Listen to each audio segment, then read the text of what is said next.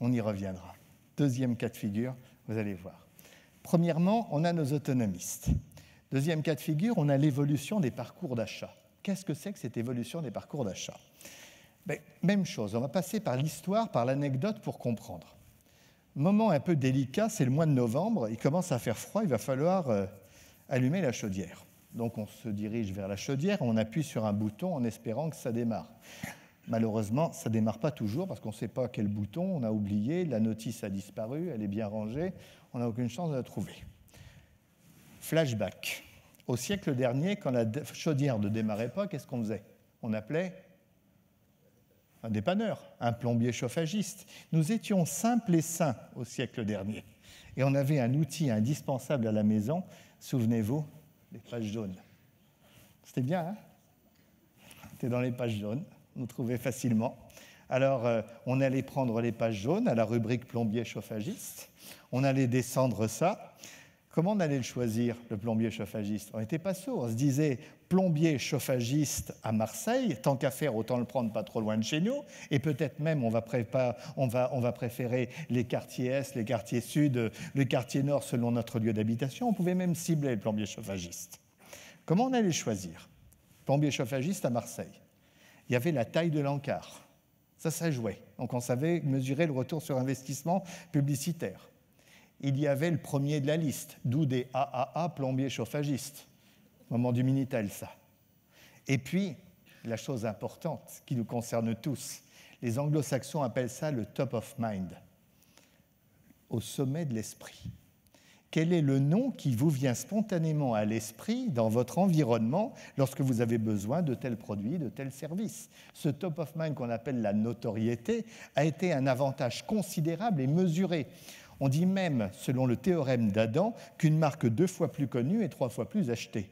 Plus elle est connue, plus elle est achetée, plus elle est achetée, plus elle a de moyens, plus elle a de moyens, plus elle investit en publicité, plus elle investit en pub, plus elle vend, et c'était un cercle vertueux. C'était bien. Moi, dans ma ville, le top of mind plombier chauffagiste, il s'appelle Roger Leroux. Vous connaissez Roger Leroux? Non? Dans ma ville, à La Baule, tout le monde connaît Roger Leroux. Il est plombier de père en fils depuis 1958. Il est avenue de Lattre de Tassigny. Vous situez l'avenue de Lattre de Tassigny? Non? À La Baule, tout le monde connaît, de notre microcosme, parce que c'est la rue qui permet d'aller au marché. Donc, comme on est obligé de prendre l'avenue de Lattre pour aller au marché, on passe devant chez qui? Roger Leroux. Il est top of mind, Roger Leroux. Et il avait beaucoup de clients parce qu'il était connu, il avait la notoriété, c'était l'incontournable. Mais tout ça, c'était avant. Aujourd'hui, ce fichu chaudière qui ne démarre pas, qu'est-ce qu'on fait? Directement, on va sur Google, rebelote. 92% des Français vont aller sur Google et qu'est-ce qu'ils vont taper? Chaudière en panne. Et c'est ça le problème. Ils ne vont pas taper plombier chauffagiste. Ils vont poser leur problème au monde entier en espérant que quelqu'un veuille bien le résoudre. Alors je me suis amusé à taper chaudière en panne de la maison à La Baule. C'est rigolo quand on tape chaudière en panne. Vous pensez qu'on va trouver un plombier chauffagiste? Rien du tout. Le premier s'appelle bricoleursdudimanche.com. Un forum. Le premier plombier, il a fallu qu'il paye pour être là, s'appelle Sattel, en Bretagne, à 120 km de la maison. Avant qu'on le fasse venir, lui, c'est pas gagné. Donc vous allez sur le forum, et on va taper sur le forum chaudière en panne. Et là, qu'est-ce qui se passe? Il y a des gens toute la journée qui sont là à attendre pour causer, pour donner leur point de vue. Donc, taper chaudière en panne, là, sur le forum, un gars qui dit « Qu'est-ce qui t'arrive ?» Je lui dis « Il y a ma chaudière qui ne démarre pas. » Il dit « Qu'est-ce que c'est comme chaudière ?» Je lui dis « Je ne sais pas. » Il me dit « Va voir dessus, c'est écrit dessus. » Alors, je vois une frisquet à condensation. Tu reviens, tu écris frisquet à condensation. Tu en as un autre qui est là, planqué, qui dit « Moi, j'en ai une, je connais. » Qu'est-ce qu'il faut faire? Il dit « Il y a une temporisation, il faut laisser le doigt pendant 5 secondes dessus, autrement ça ne démarre pas. » Alors, on retourne, on laisse le doigt pendant 5 secondes, et qu'est-ce qui se passe? Ça démarre. Et c'est ça le problème. Et Roger Leroux? Ben oui, il attend. Redoutable. En fait, on ne ressort jamais intact d'un parcours d'achat. À partir du moment où le client nous échappe, où il commence à faire son parcours d'achat, sur quoi va-t-il tomber et dans quel état va-t-il ressortir? Pour exprimer ça, c'est que ça va mettre fin au modèle unique de vente. au modèle unique de vente qui, depuis des décennies, tourne autour du même sujet. On a tous été formés, sur les décennies écoulées, à améliorer le contact avec le client sur la même démarche. Ça consiste en quoi? On accueille, ça s'appelait les 4 C, contact, connaître, convaincre, conclure, ça s'appelle DAPA, découverte, accord, proposition, accord. On change les termes, mais c'est toujours la même chose. Vous m'expliquez ce qui ne va pas et moi je vais vous trouver la solution. Tout est basé sur le principe que le client a un besoin et qu'on va répondre à son besoin. Ça va bien, ça fonctionne dans pas mal de cas. Il y a des cas où ça ne fonctionne pas. Un modèle qui est basé sur l'existence du besoin pose un sacré problème à partir du moment où il n'y a pas de besoin. Et des clients qui n'ont pas de besoin, il y en a quand même un paquet. Entre ceux qui vous disent « Attendez, pour le moment, rien. J'ai déjà mon fournisseur, j'en suis très satisfait, je n'ai pas l'intention de changer mes habitudes. » Et puis, il y a un autre cas. C'est que quand on demande au client ce qu'il veut, encore faut-il être en mesure de lui apporter. Et il y a des cas, ça ne fonctionne pas. Quand on a une gamme de produits bien précise, un type de service à vendre, si on n'est pas en mesure de s'adapter aux attentes du client, ça devient catastrophique. Je vais vous le mimer. Vous allez comprendre aisément. Mon chef m'a demandé d'aller vendre ça. C'est une bouteille d'eau, elle fait 33 centilitres ou 25 centilitres, elle est en plastique et c'est de l'eau plate. Comme j'ai été formé, surtout je ne montre pas mon produit avant de faire la découverte. Donc ça donne ça. Bonjour monsieur, dame, avant d'aller plus loin, je voudrais vous poser quelques questions. Qu'est-ce que vous aimez comme eau? Et là, vous allez bien gentiment me répondre, nous on aime bien l'eau gazeuse. Bing. Première question, un bourre-pif, pour reprendre le terme de nos amis tonton flingueur. Ah, de l'eau gazeuse, ça tombe mal. Et en termes de conditionnement, vous auriez une préférence? Plutôt grand format, hein? Plutôt en verre, en plastique? En verre, c'est recyclable. Avec ça, on est bien parti. Heureusement, il reste la reformulation, ça donne quelque chose du genre. Donc, si je vous ai bien compris, vous auriez plutôt une préférence pour de l'eau pétillante en grande bouteille verre. C'est bien ça, le client dit tout à fait. Phase 3, la proposition. C'est là que ça se gâte. Jusque-là, ça allait bien. Avec beaucoup d'enthousiasme, comme vous pouvez l'imaginer. Je sais que ce n'est pas exactement le modèle que vous recherchez, mais j'ai pas mal de clients qui m'en prennent régulièrement. Voilà, on a des références, on est assez connus et ils en sont plutôt satisfaits. Avec de l'agnac. Et là, le client qui dit « Excusez-moi, monsieur, mais à quoi ça sert de me poser des questions si vous ne tenez pas compte de mes réponses ?» Le vendeur qui n'est pas sot, il se dit « Il a raison. » La fois d'après, il ne sort même pas la bouteille d'eau. Il retourne directement à l'agence, à l'usine, au showroom, et il dit « Patron, vous savez, l'eau plate en petit format, c'est mort. » Les clients, ils veulent tous du grand format en bouteille verre et de l'eau pétillante, hein. Il va falloir qu'on voit un peu notre production. Et là, on a transformé nos commerciaux en éponges à doléances, en aspirateurs à lamentation, qui passent plus de temps à défendre le client dans l'entreprise que leur solution chez le client. Pourquoi? Tout simplement parce que le modèle de vente est devenu inadapté. Et ça, c'est problématique. Parce que comme on a en face de nous des pseudo-sachants, on a intérêt à reprendre un peu le leadership. Quelqu'un qui va faire un parcours d'achat, il ne ressort pas intact sur 3 volets. Premièrement, la maturité de l'achat. Est-ce que c'est le bon moment pour acheter ou pas? Est-ce que c'est le bon moment pour louer ou pas? C'est ça qui va décider sur des lectures de quelque chose qui ont pu être dissuasives ou au contraire qui l'ont cautionné. En faisant son parcours d'achat, il est devenu autonomiste ou totalement dépendant. Il se dit là, j'ai aucun souci, je suis capable d'acheter tout seul, de prendre ma décision tout seul, ou au contraire, je n'ai absolument rien compris. Et puis, en faisant son parcours d'achat, il s'est forgé une opinion sur votre entreprise, sur vos produits, sur votre solution. Et il est soit dans une situation de préférence ou au contraire de méfiance, voire de défiance. Quand on a fait ce parcours d'achat, je me suis amusé à le faire, là, j'ai continué ma recherche et je suis allé sur agriconvivial.com. C'est sympa, c'est un forum d'agriculteurs et puis on va discuter là-dedans, demander des conseils pour une petite pelle, quoi. Et là, vous avez des gens qui vont vous raconter la vie, qui vont tout vous dire. qui vont vous expliquer qu'il faut prendre une 2,5 tonnes parce que ça permet de mieux travailler, que là, 1,5 tonne, elle va tomber, qu'il faut éviter les pelles de location parce qu'on va chercher à t'en refourguer, tu vas voir au niveau des flexibles, ça ne tient pas la route. Et puis, ils expliquent. Puis vous allez même qui vont vous dire, dis donc, gars, je te conseille même de prendre une Kubota parce qu'il n'y a pas mieux que ça. Alors, qui sait? Est-ce que c'était le commercial de Kubota qui était derrière? C'était pas mal vu. Mais il m'a dit surtout, tu vas éviter les Chinois parce que c'est pas bon, etc.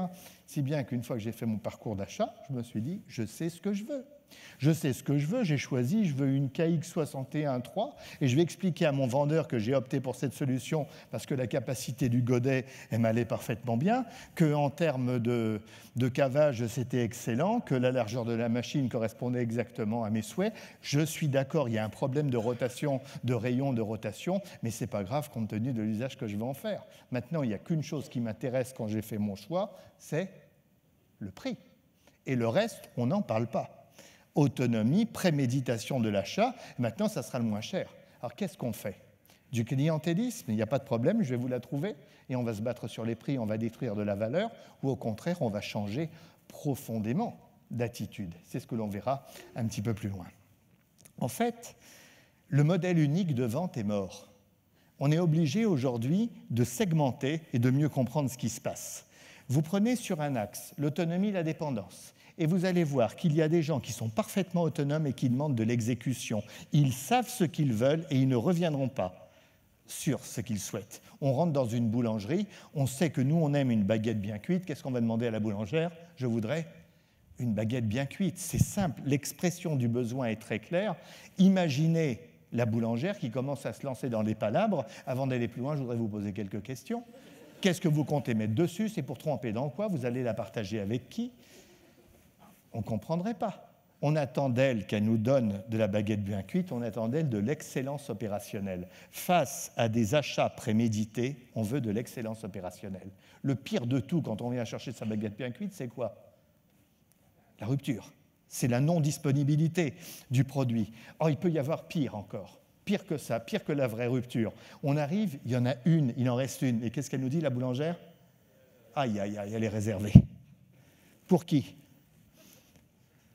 Qui est ce voyou qui a réussi à faire réserver une baguette pour lui alors que moi, tous les jours, je viens? Ce qu'on appelle les comportements discriminants par rapport au client. Le client ne comprend pas. C'est quoi vos règles, ces programmes de fidélité et comment suis-je traité?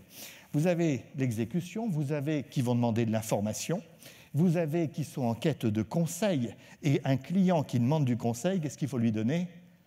Du conseil. Tout simplement.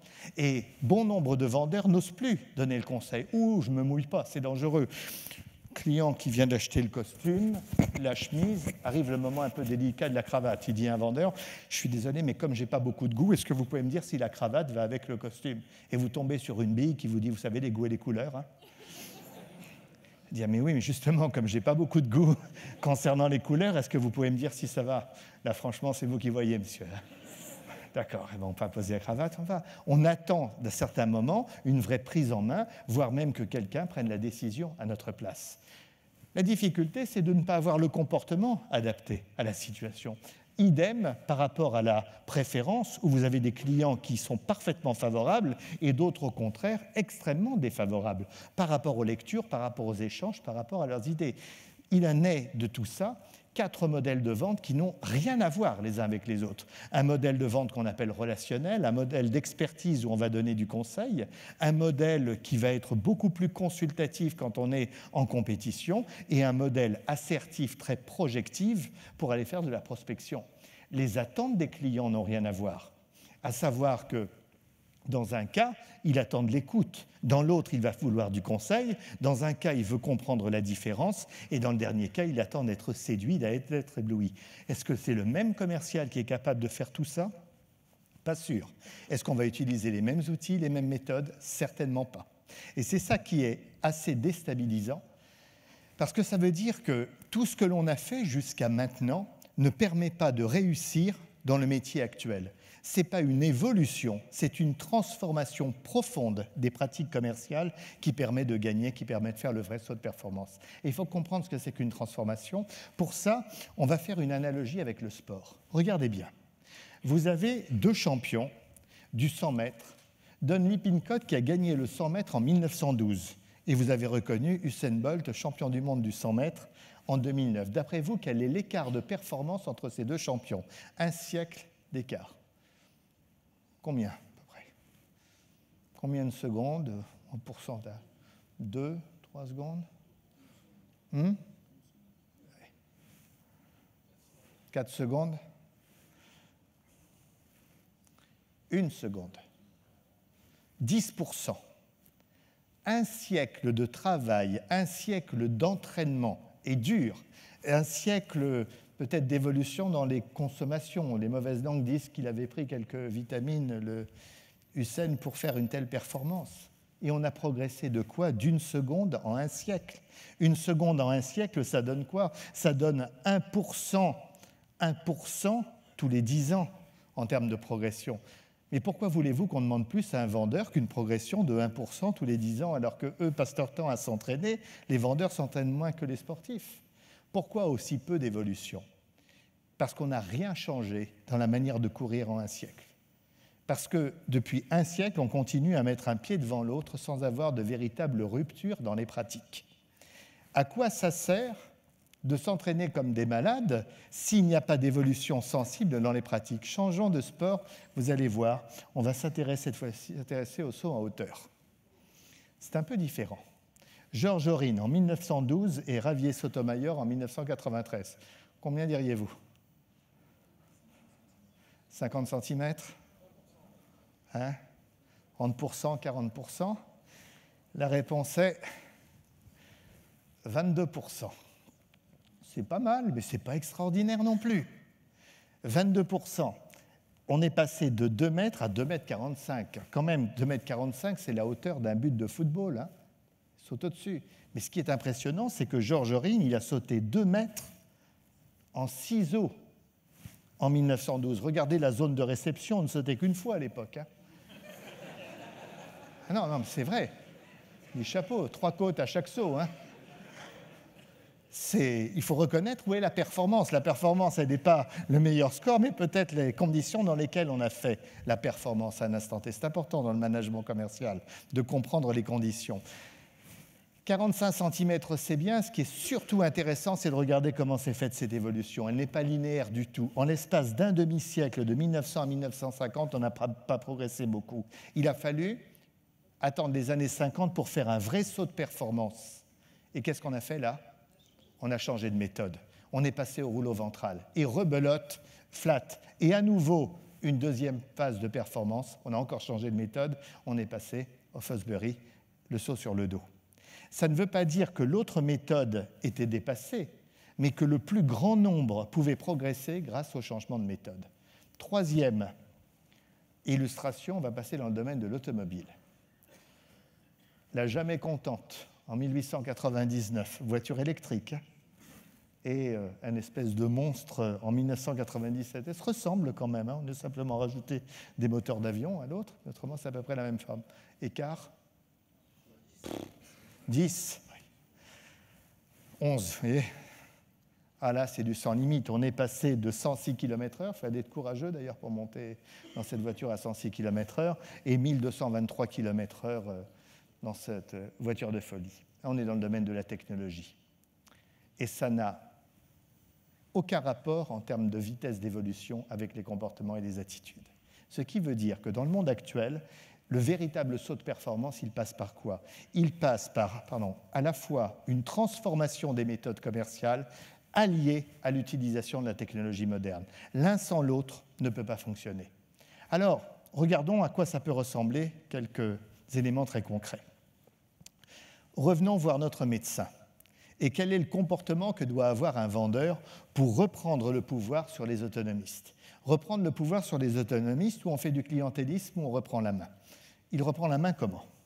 Alors, c'est l'ascendant personnel, c'est la maîtrise de la relation, c'est l'autorité naturelle. Parfois, il y a des armes, des techniques qui aident. Le médecin a une arme extraordinaire quand il veut calmer un patient. Il lui dit, bon, maintenant, déshabillez-vous, ça calme bien ça. On ne peut pas trop le faire avec les clients, hein, faut éviter. Quoique, on va peut-être déshabiller de manière différente. On va peut-être aller creuser. Mais le médecin sait faire ça. Il sait assurer son autorité naturelle en mettant dans une position de force. Que le vendeur dise, bon, écoutez, on va regarder ça de plus près maintenant, je vais analyser la situation. Et c'est là que le médecin est très fort. Le médecin est très fort, comment ? Parce qu'il va créer de la complexité. Et ce principe de complexité est sans doute une des clés aujourd'hui pour réussir dans le domaine de la vente. Le médecin va dire au patient, allongez-vous, je vais regarder tout ça de plus près, je vais vous ausculter. Une fois que le patient est allongé sur la table, la première étape, c'est on coupe la communication. Parce que ça, c'est redoutable de couper la communication.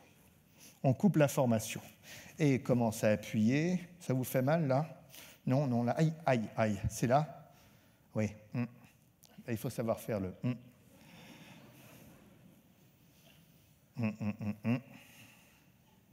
Alors l'autre, vous voyez la tête qui commence à tourner. Ça ne va pas, docteur, il y a un problème. Et là, il faut dire, pour le moment, je ne peux pas dire. Et oui, et on commence à créer une forme d'inquiétude. C'est peut-être un peu plus compliqué qu'il n'y paraîtrait. Alors, très important le silence. Bien, maintenant, vous pouvez vous rhabiller. Asseyez-vous. Il est calmé, le calme. Là, il a pris le leadership. Bon, mais écoutez, on n'a pas le choix. Hein. Alors, il dit, pourquoi ? Qu'est-ce qui se passe, docteur ? Il va falloir faire des examens, une radio, des analyses. On vient de rajouter de l'analyse derrière la découverte, c'est super important. On vient de créer de la complexité, on vient d'élargir le champ du possible. C'est vrai, j'ai bien compris votre besoin, il y a peut-être des solutions beaucoup plus intéressantes et astucieuses que celles auxquelles vous avez pu penser. Et l'autre va dire, c'est-à-dire, pas tout de suite. Et on va recréer de l'importance. Cette reprise du leadership via la complexité est quelque chose d'essentiel dans la relation commerciale, où on ne peut pas le créer. Et dans ce cas-là, il va peut-être falloir voir comment on fait de l'excellence opérationnelle au meilleur prix, où on peut reprendre de leadership par des solutions alternatives, et ça peut fonctionner.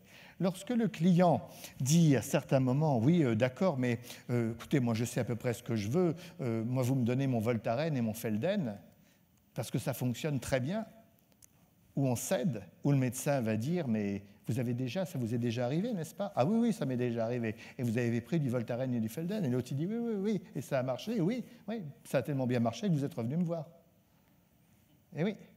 Et c'est que là, il ne va pas falloir céder. Il va falloir reprendre la main et faire de l'ascendant personnel en disant « je n'irai pas plus loin ».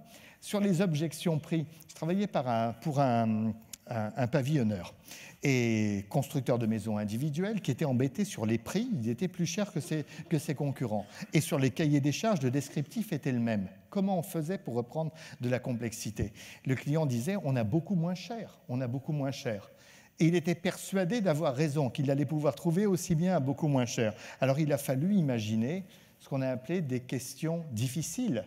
Des questions difficiles pour lui faire comprendre qu'il ne comprenait pas, qu'il ne savait pas. La question du genre, comment les risques liés aux éventuelles présences d'argile ou de remontée d'humidité ont-ils été intégrés dans le choix du type de fondation ? La question, elle est longue, on a du mal à la comprendre. Pour savoir si c'est une bonne question, il faut que le client dise « Excusez-moi, vous pouvez répéter la question, il n'y a pas de souci ?» Et on va la répéter. Comment les risques liés aux éventuelles présences d'argile ou remontée d'humidité ont-ils été intégrés dans le choix du type de fondation ? Et le client, il dit j'en sais rien. Ça, on dit c'est dommage. C'est son métier, mais qui va savoir user d'armes commerciales en comparatif. Troisième cas de figure, c'est des achats provoqués. Qu'est-ce que c'est qu'un achat provoqué ? C'est quand le client n'avait pensé à rien, lorsqu'il n'avait pas prévu de changer de matériel, lorsqu'il avait prévu de louer, que quelqu'un va lui dire non, monsieur, il faut acheter aujourd'hui. Ces achats provoqués, ils sont profondément émotionnels. C'est incroyable dans le domaine agricole, ce poids de l'émotionnel, cette importance de la marque, le fait d'avoir du matériel vert, vous savez, dans la cour, comment ça peut jouer. Le commercial doit avoir un comportement bien plus incisif dans ce cas-là. C'est l'art de révéler des besoins, c'est une qualification très fine, c'est un ciblage, c'est un discours extrêmement offensif, ce sont des outils impactants et c'est une activité commerciale soutenue. En fait, pour réussir sur le marché aujourd'hui, il faut maîtriser les 3 dimensions de l'argumentation, relationnelle, émotionnelle et rationnelle. Est-ce que le même vendeur a toutes ces qualités? Pas nécessairement. Mais heureusement, vous avez les technologies qui vont aider très sérieusement à améliorer ça. Et c'est là qu'on va dire revisiter le modèle de vente. Historiquement, on dit la vente relationnelle, qu'on va représenter comme ça avec beaucoup de douceur. C'était l'art et la manière de boire un bon coup avec ses clients et puis d'avoir un bon contact. Et c'est vrai dans le domaine du BTP, c'est le monde de la convivialité, si ce n'est que. La machine vient aider bigrement. La vente relationnelle, c'est une vente qui est celle de l'excellence opérationnelle. Ce que demande un bon client, c'est qu'on se souvienne de tout ce qu'il a fait par le passé, c'est qu'on connaisse parfaitement ses habitudes d'achat, c'est qu'on sache exactement combien il a acheté la dernière fois, pour combien de temps, qu'on anticipe ses besoins. Et la machine sait faire ça. La machine, elle mémorise tout. Le CRM est un outil indispensable aujourd'hui. La vitesse d'accès à l'information, être capable de faire un devis instantanément, c'est ce qu'il veut dans la vente relationnelle. Je ne vous mets pas en concurrence, mais il faut me répondre très très vite. C'est de la vitesse de calcul, c'est de l'analogie. Tiens, dans tel cas, vous avez utilisé tel matériel, voilà ce que je peux vous proposer. J'aime même mieux parce que la dernière fois, vous m'avez dit telle et telle chose. La machine présente des avantages extraordinaires, mais il ne faut pas lutter contre. Il faut faire avec. Parce que la grosse faille de la machine, c'est ce qui est indispensable dans le commerce, c'est la relation humaine. Et on est amené aujourd'hui à coupler à la fois cette supériorité technique liée à l'utilisation d'outils, mais un comportement qui doit être un comportement extrêmement convivial. Modéliser. Modéliser, c'est ne laisser pas les commerciaux aller seuls sur le terrain sans avoir un discours préalablement construit. Quand quelqu'un fait à la fois la conception et l'exécution, ça s'appelle de l'artisanat. Est-ce qu'un vendeur est un artisan? Avec les contraintes de productivité que nous avons aujourd'hui, on ne peut pas faire de l'artisanat. La vente est de bien plus souvent une démarche qui cherche à avoir un maximum d'impact en capitalisant sur le passé. Illustration, vous allez comprendre.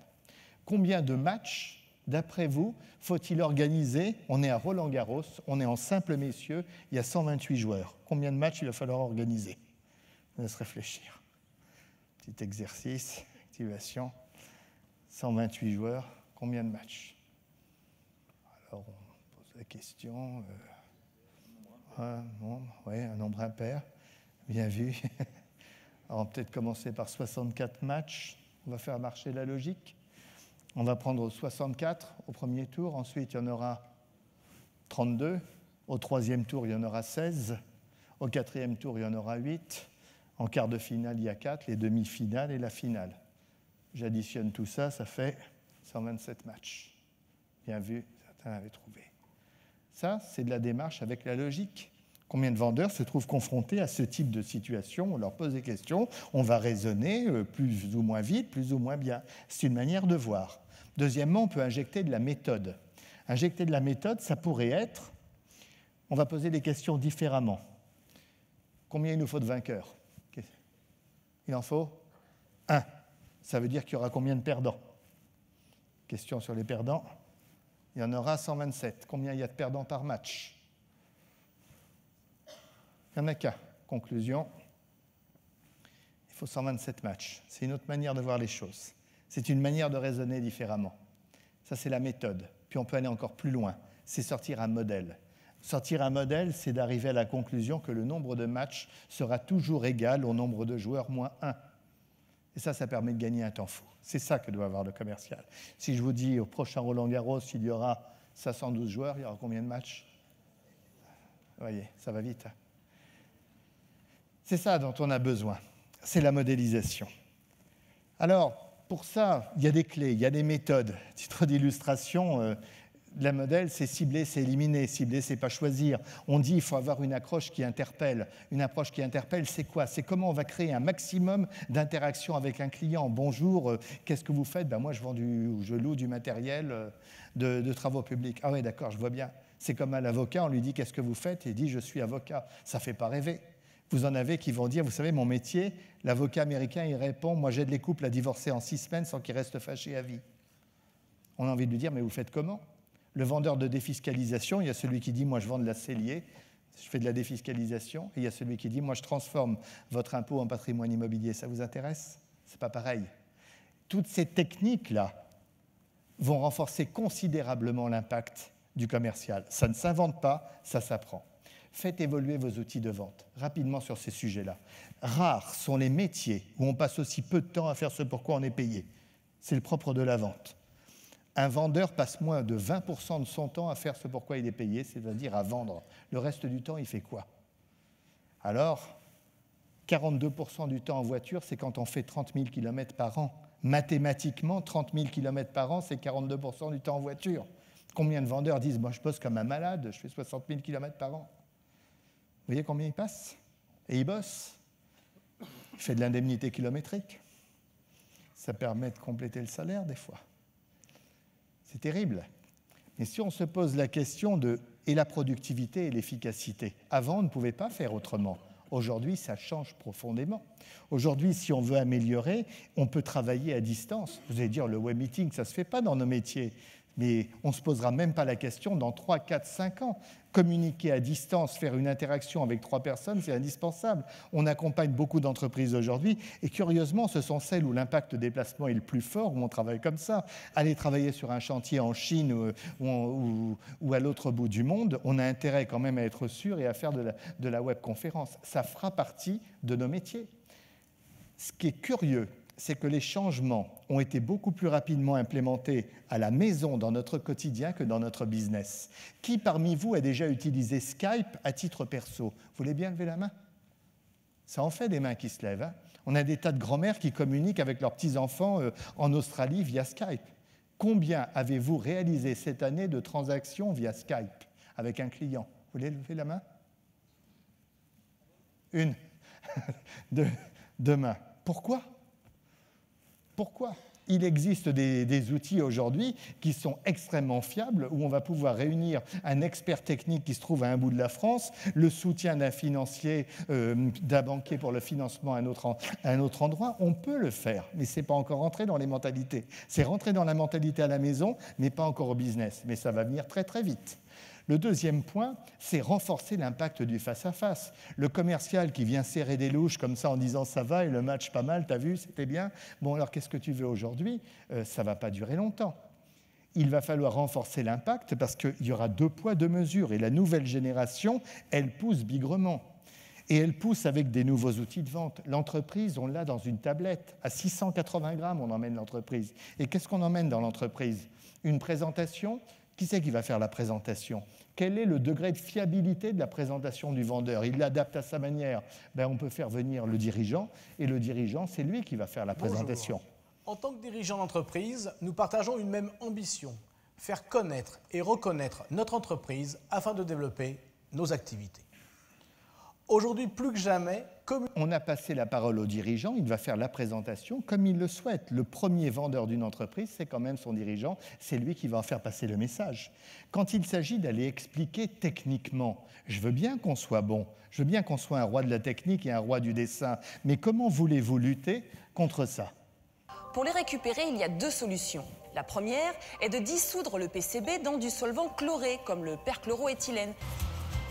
Chacun des 4 caissons a une capacité de 15 tonnes, ce qui rend possible le traitement de 60 tonnes par jour. Nous provoquons une légère dépression dans l'enceinte, puis nous l'inertons à l'azote. Ensuite... Avant de réussir à faire ça avec un papier et un stylo, c'est pas gagné, pour expliquer. C'est pas tout. Quand on dit, mais ça fait longtemps que vous travaillez dans la région, vous savez, oui, on a des clients, ils vont pouvoir témoigner. On a sollicité les équipes d'AMP Interactive pour la soirée anniversaire des 10 ans d'entreprise. Donc j'avais un budget limité, mais je voulais que tout soit dit. Donc il y avait quand même, c'est une grande usine avec beaucoup d'images à faire. C'est un client qui parle. Autant l'emmener avec nous, le client. Dans une machine 680 grammes, on les emmène où on veut. Ce sont des témoignages, ils ont toute la légitimité et on fait bien plus confiance à un client satisfait qu'à un vendeur, même s'il a le meilleur discours. Il faut être capable aujourd'hui de faire rêver, de jongler avec les chiffres. Certains vendeurs ne sont pas du tout à l'aise. Il y a des simulateurs, on est capable de faire des démonstrations. Voilà l'impact pour vous si vous faites de l'achat, si vous faites de la location. Voilà la différence, allons jusqu'au bout. Et puis, avec la technologie, on peut aller super loin. On peut même rendre réel ce qui ne l'est pas. Ce que vous allez voir là est utilisé par un promoteur immobilier qui va vendre un programme très haut de gamme à Paris, en VEFA, vente en état futur d'achèvement. Il n'existe rien. Et pourtant, il va falloir faire un gros chèque. Comment vendre quelque chose qui n'existe pas et obtenir un gros chèque? Alors, on utilise la technologie pour ça. Ça va donner quelque chose comme ça. Je vais faire le vendeur qui va utiliser en plus la technologie. Là, on va mettre les deux. Vous êtes une cible argentée, soit investisseur étranger, soit gros patrimoine, et vous allez investir à Paris. Paris, si on y investit, c'est parce qu'il y a un cliché. Donc c'est du noir et blanc, c'est le Paris idyllique tel qu'on peut l'imaginer, c'est le Quai Branly, c'est la maison de Gainsbourg, ce sont les beaux quartiers, c'est le café de Flore, ce ne sont que des clichés. Le produit que je veux vendre n'existe pas. Donc on est obligé de passer en image de synthèse. À partir de là, on est dans le domaine de l'image de synthèse. Plus rien n'existe. Il sera construit dans l'enceinte de l'hôpital Laennec. Création d'ambiance. Alors bien entendu, il faut rajouter quelques images réelles au milieu du virtuel pour faire plus vrai. Il faut retravailler les clichés. Ça, c'est l'image de Notre-Dame, mais parce comme il y a une rosace également à l'entrée, ça va bien. La musique de fond est là. Si vous voulez, on va regarder le programme d'un petit peu plus près. Voilà l'immeuble où sera votre futur appartement. Écoutez bien le bruit parisien, très caractéristique. Un peu de réel au milieu du virtuel. On va poursuivre notre visite. Voilà l'appartement que j'ai sélectionné pour vous. La chambre.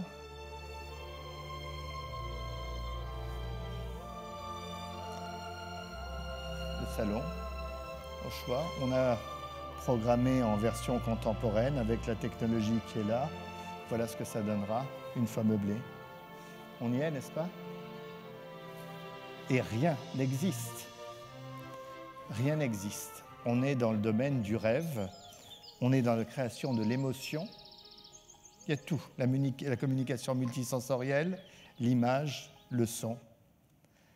En fait, comment voulez-vous lutter quand vous êtes vendeur face à quelqu'un qui va arriver à des armes comme ça? Alors ça représente un investissement, c'est vrai. Vous savez combien vaut un film comme ça? Quand on dit un film, c'est un simulateur complet avec la démonstration économique, avec le choix du produit en fonction d'investissement. Ça vaut 2 mètres carrés. Ça vaut 2 mètres carrés du programme, parce qu'il faut relativiser. Alors, on est à 20 000 euros du mètre carré quand même. Hein. C'est 40 000 euros le support. Mais quel impact! Quel impact! Les taux de transformation ont été bouleversés.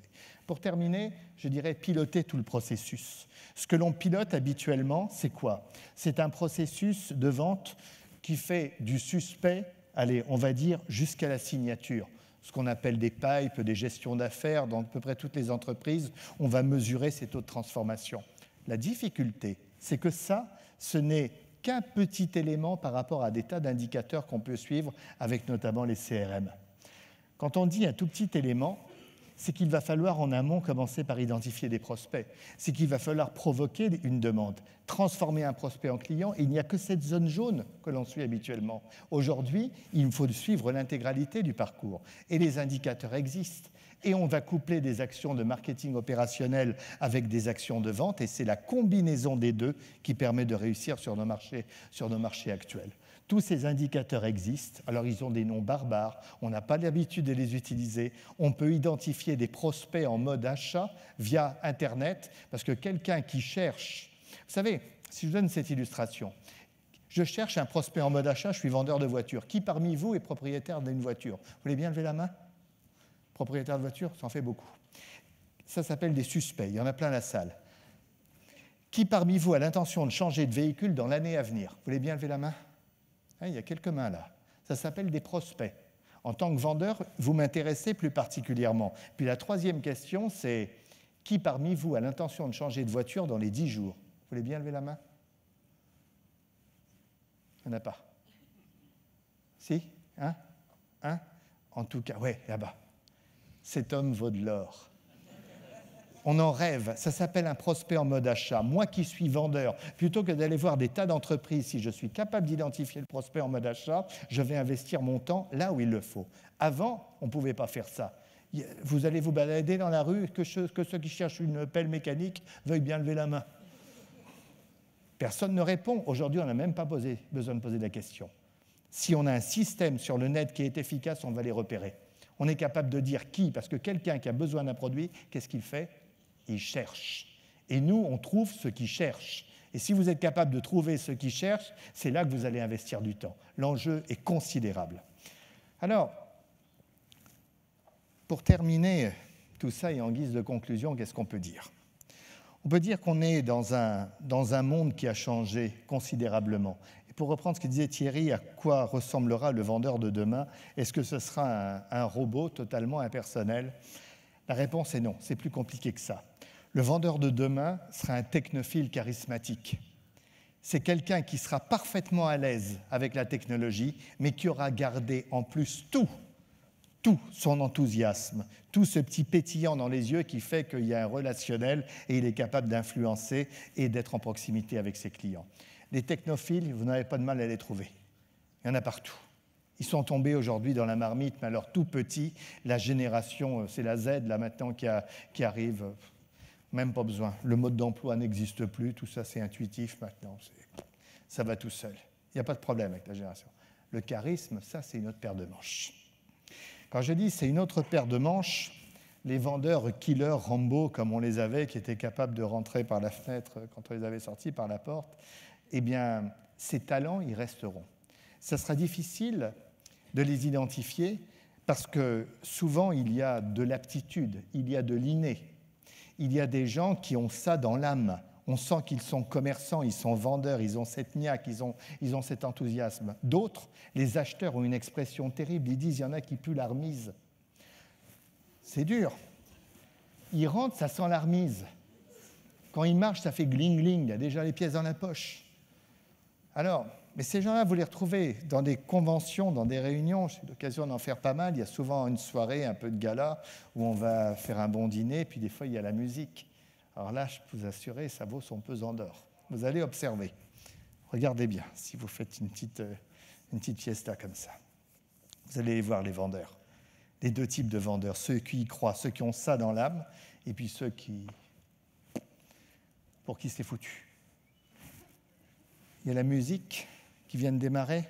Il y a déjà quelques femmes sur la piste de danse. Ce sont toujours les femmes qui vont d'abord sur la piste de danse. Pourquoi ? Allez savoir, c'est comme ça. Elles sont sur la piste de danse. Et puis, les hommes, ils sont où ? Au gorgeon. Pas mal comme musique. On parle, c'est pas dansable, ça. Si, vas-y, va danser. Je suis sûr qu'elle a envie de danser. De toute façon, moi, j'ai jamais eu de succès avec les femmes. C'est pas aujourd'hui que ça va commencer. Le loser, vous savez, le vrai. Il était en train de faire tapisserie, vas-y, essaye. Alors, il y va, mais alors avec les pieds de plomb, hein. Un peu comme quand il va prospecter. Et ça donne quelque chose du genre, excusez-moi de vous déranger, mais est-ce que vous auriez la gentillesse de m'accorder une petite danse, s'il vous plaît ? Comme il a demandé une petite commande, histoire de marquer le passage. Et elle, gentiment, lui dit « Je suis désolé, monsieur, je ne peux pas, je garde le sac de ma copine. » Une vraie objection solide, vous voyez, du costaud. Et là, il se retire en disant « Excusez-moi de vous avoir dérangé et de vous demander pardon. » Et il retourne au bar avec ses copains. Alors, pas marché, de toute façon, je savais bien, j'avais jamais eu de succès avec les femmes, c'est pas aujourd'hui que ça va changer. Puis il dit au bout d'un moment, puis les femmes, c'est plus ce que c'était. Avant, elles venaient et dansaient, maintenant, elles gardent des sacs. C'est comme les acheteurs, hein. Avant, ils achetaient, maintenant, ils réfléchissent. Ils se décident plus. C'est foutu. Puis vous en avez d'autres, c'est pas le même genre. Ils sont arrivés, technique du périscope, repérage des gros potentiels. Des chasseurs dans l'âme. Eux, ils savent que c'est pas les gros qui mangent les petits, c'est les rapides qui bouffent les lents. Une femme en boîte de nuit, elle est là pour danser. Comme un acheteur, il est là pour acheter, c'est pas compliqué. Donc autant que ce soit chez lui qu'à la concurrence. Donc à peine arrivé. Excusez-moi, j'ai repéré un beau potentiel directement. Bien, et directement il prend la main. On va danser, n'est-ce pas? Venez. Vous voyez? Ça marche. Même sans musique, ça marche. Le tout, le tout, c'est d'y croire, dur comme fer. C'est une évidence, un acheteur, il est là pour acheter, une femme, elle est là pour danser. Alors, bien sûr, il peut y avoir quelques résistances, quelques objections, du genre, je suis désolé, je ne peux pas, je garde le sac de ma copine, toujours la même, vrai. Hein? Et pour lui, qu'est-ce que ça veut dire, ça? Il a entendu « oui, mais ». Oui, mais, non, car, oui, mais. Il a entendu « je voudrais bien », mais simplement il y a le sac de mon ami qui m'empêche de danser avec vous. Il pense positif. Alors ça va aller tout simplement, avec un petit peu d'humour. Vous savez, ça ne me gêne pas que le sac de votre copine danse avec nous. Je ne suis pas jaloux. Il y a le goujat qui dit « votre copine, elle est où ?» Des fois, potentiellement, ce soit plus intéressant. Ça, c'est... Tactiquement, c'est moyen. C'est un peu court terme. Voilà. Il y a celui qui sort de son stage de technique de vente qui va commencer à dire « donc, si je vous comprends bien sur le principe, vous n'êtes pas opposé à une danse, c'est le sac de votre ami qui vous empêche de danser avec moi. Donc, si on trouve une solution pour faire garder le sac de votre ami, on peut danser ensemble, n'est-ce pas? Verrouillage. Parce qu'il y a un pingouin qui est accroché au bar là-bas, peut-être qu'il va nous garder le sac. » Elle dit « non, non, non, non, surtout vous me laissez tranquille. » Ah, attention, là, on est en train de passer dans le hard selling, la vente offensive, préférence faible. Plutôt, la concurrence est là, vive et omniprésente. Il va falloir faire attention. On va durcir le ton. Excusez-moi, madame, mais vous venez en boîte de nuit pour garder les sacs de vos amis? La musique, l'ambiance, ça ne vous intéresse pas du moment que vous ayez un sac à garder. Enfin, quelqu'un qui garde des sacs dans une boîte de nuit, ça se fait rare de nos jours. Au bout d'un moment, on va dire, s'il vous plaît, monsieur, vous me laissez tranquille, je ne demande que ça, vous m'accordez une danse. Après, je vous laisse tranquille. En ce qui concerne le réachat, tout dépend de la qualité du service, mais ça, c'est une autre affaire. Sur ce, merci beaucoup pour votre écoute. Merci.